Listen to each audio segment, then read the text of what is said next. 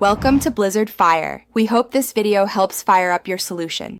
In this video, I will explain how to check the oil level in your Audi A4. First, ensure your vehicle is parked on a flat, level surface for an accurate measurement. Then, let the engine cool down for about 10 minutes. This allows the oil to settle. Finally, locate the bright yellow or orange dipstick, typically found near the front of the engine compartment, ready for the next step. Now, let's use the dipstick.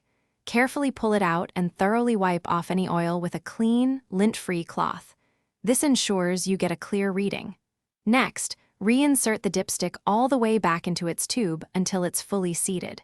Give it a few seconds for the oil to mark the stick, then pull it out one more time to check the level. When you examine the dipstick, you will see two distinct marks, usually a lower and an upper line. These indicate the minimum and maximum safe oil levels for your Audi A4. Ideally, your oil level should fall somewhere between these two marks.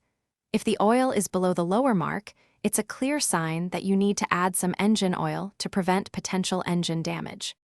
If you need to add oil, do so slowly, pouring in small amounts and rechecking the dipstick often to avoid overfilling.